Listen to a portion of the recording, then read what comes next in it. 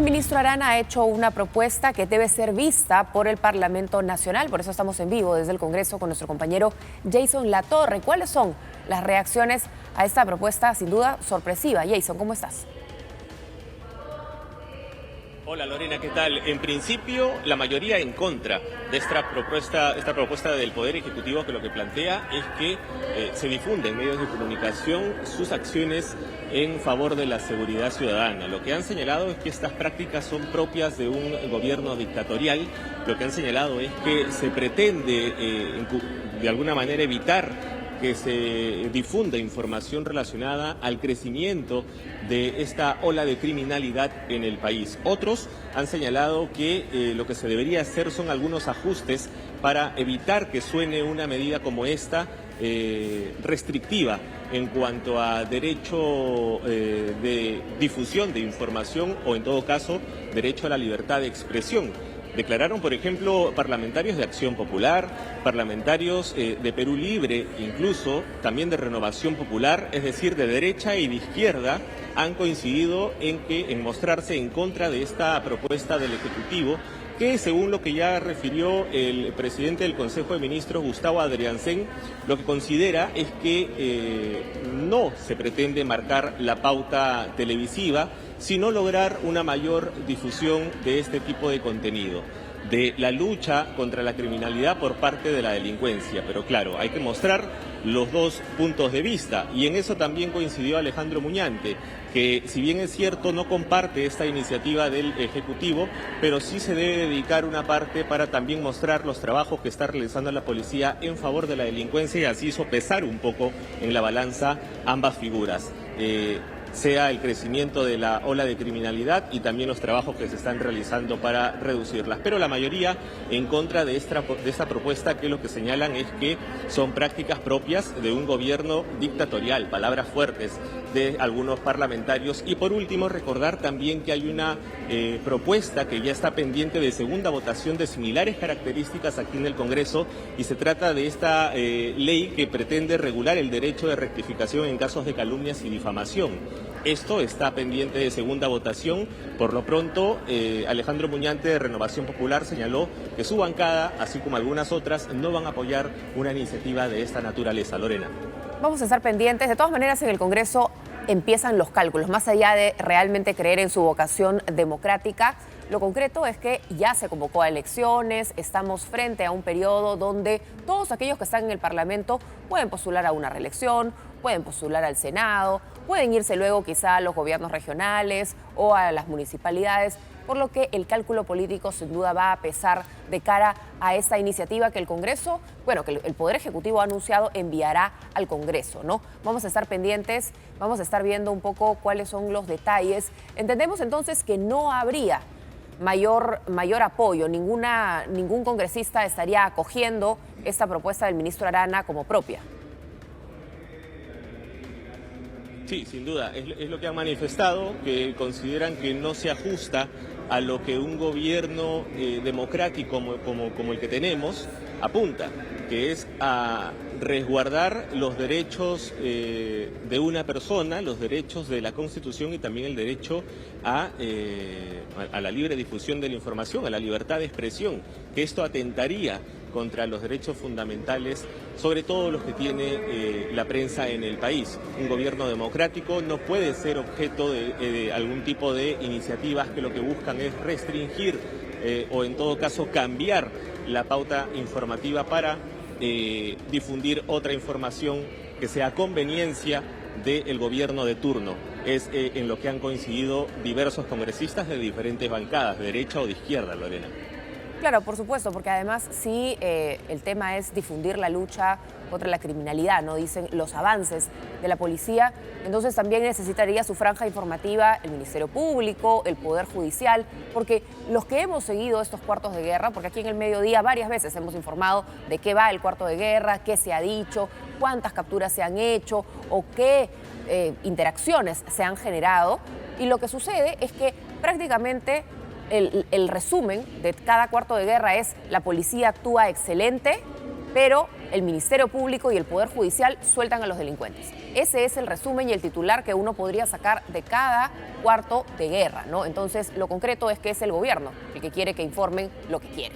Vamos a estar pendientes. Muchísimas gracias, Jason, por esa información. Nosotros tenemos más a propósito de este tema. Queremos conversar con un experto en esta materia. Estamos con Roberto Pereira, él es abogado, para escuchar sus impresiones sobre esta propuesta del ministro de Justicia, Eduardo Arana. ¿Qué tal? ¿Cómo está, doctor Pereira?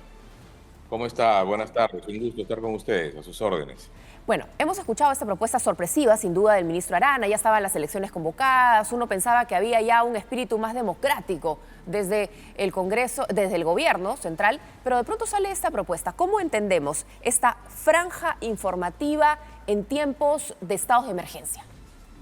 Bueno, yo creo que es una combinación de factores, ¿no? En primer lugar, esta idea absurda de que la prensa no apoyaría las acciones del gobierno y que más bien estaría en una suerte de complot, ¿no?, contra las acciones del gobierno, ¿no? Y por otro lado, creo que expresa y revela que no se tiene muy claro qué cosa hacer con los problemas de inseguridad ciudadana, es decir, plantear como una medida contra la inseguridad ciudadana una franja informativa me parece realmente descabellado, ¿no? Pero además esto atenta contra la libertad de información claramente, porque de lo que se trata con esto, lo que se ha anunciado, es imponer contenidos a todos los medios de comunicación a través de esta denominada franja informativa. Es decir, los medios de comunicación tendrán que difundir aquello que el gobierno considera que debe difundirse sobre un asunto de altísimo interés público como es la inseguridad ciudadana, ¿no? Carece de todo sentido, no existe necesidad. Los medios ya cubren los asuntos vinculados a la inseguridad ciudadana,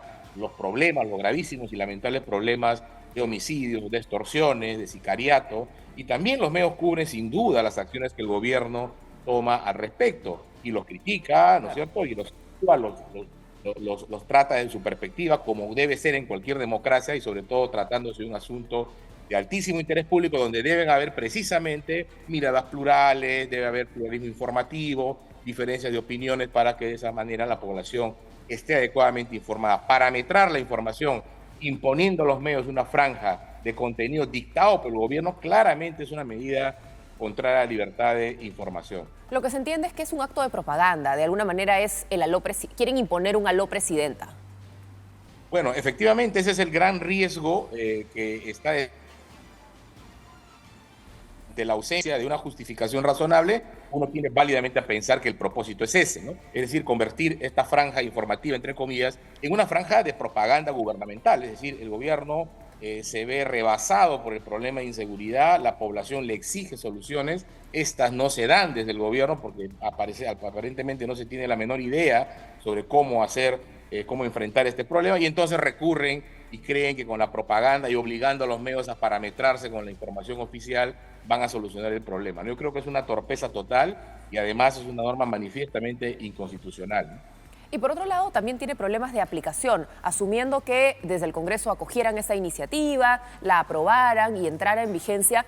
Los estados de emergencia son medidas extraordinarias y que no siempre además se aplican a nivel nacional. Hoy el estado de emergencia es para Lima y Callao, lo tiene Trujillo. Si hay un estado de emergencia en Trujillo, ¿son los medios de Trujillo? ¿Son los medios nacionales? O si es de Lima, pero si es de algún distrito de Lima, no de todos los distritos. ¿Cómo haces esa aplicación? ¿Quiénes son los que deben hacerlo? ¿En qué momento? ¿En qué circunstancia? Es bastante difícil, ¿no?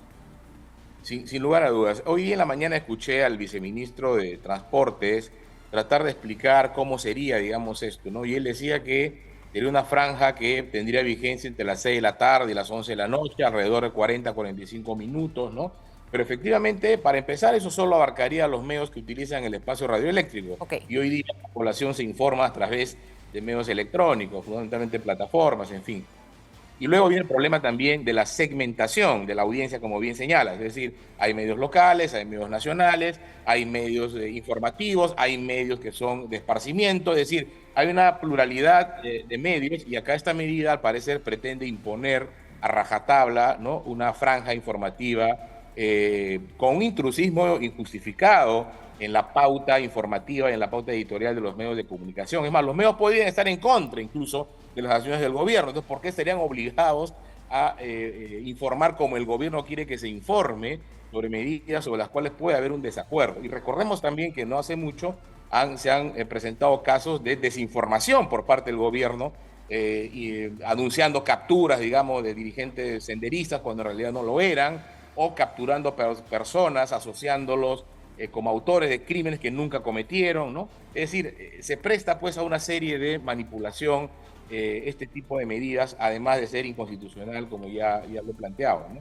Y deja por fuera también en el sistema de la lucha contra la criminalidad al Ministerio Público y al Poder Judicial, porque los que hemos podido seguir el cuarto de guerra y las declaraciones, muchas veces el resumen es la policía capturó a todo el mundo, pero el Ministerio Público lo soltó, el Poder Judicial lo soltó, entonces luego necesitaríamos una franja para el Ministerio Público, una franja para el Poder Judicial, porque andan lamentablemente todos los actores involucrados en la administración de justicia peleados, no trabajando de una manera articulada en lo mismo, en la lucha contra la delincuencia. Dan una cifra y luego el Ministerio Público dice, no, esa cifra no es verdad, nosotros no hemos liberado a tantos, sino a cuántos. El hecho de que se establezca desde el gobierno una voz única de cómo se combate la delincuencia y lo que sí se hace, es justamente atentar contra la esencia del periodismo, que para empezar siempre duda de la fuente oficial.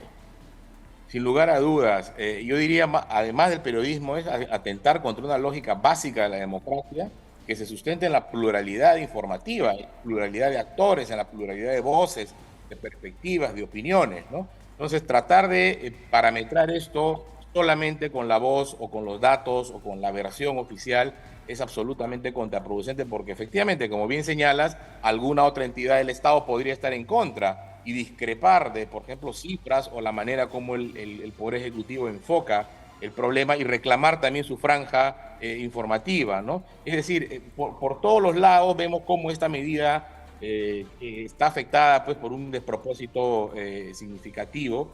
Yo creo que el gobierno haría bien en anunciar que va a dejar de lado esta propuesta y más bien enfocarse en aquellas soluciones que sí son efectivamente eficaces y que la población está esperando y que lamentablemente el gobierno cada vez da muestras de no tener idea de qué cosa hacer frente al grave problema de la inseguridad ciudadana. Usted podría considerar, pregunta final, ¿no? En su análisis, su experiencia como abogado, ¿cuál es la motivación detrás de esta propuesta del ministro Arana? ¿Hay un interés real por realmente plantear esta propuesta de franja, sabiendo que en el Congreso no tienen bancada ni apoyo de mucha gente? O por otro lado, es una cortina de humo. Es una cortina de humo para que todos hablemos de este tema y dejemos de hablar de otros tantos. Bueno, puede ser, ¿no? Porque el nivel de torpeza realmente es significativo de plantear una cuestión como esta. Revela, yo creo que básicamente es un poco de todo, ¿no? Es un poco de lanzar un globo de ensayo, está de por medio, me parece también esta tirria que hay desde el gobierno injustificada contra la prensa. La prensa hace su trabajo, en todas las partes del mundo la prensa es así, incomoda al poder, critica, nos puede gustar o no puede gustar. De eso se trata la democracia. El gobernante que no entiende eso, por querer su casa, dedicarse a asuntos privados, ¿no? No debería estar en el gobierno. El gobierno es así. Uno se expone al escrutinio público, al máximo escrutinio público, cuando maneja la cosa pública y más aún en contextos donde hay problemas muy graves vinculados a la seguridad ciudadana, donde todos los días muere gente, ¿no? Y todos los días las personas son afectadas su patrimonio. Entonces no es una cuestión baladí, no es una cuestión que pueda resolverse con medidas frívolas, torpes, como la anunciada ayer por el ministro de Justicia, ¿no? Muchísimas gracias, doctor Pereira, por conversar con nosotros. Roberto Pereira, abogado, dando su perspectiva sobre este anuncio del ministro Arana y vamos a estar pendientes, por supuesto, de lo que pasa en los próximos días.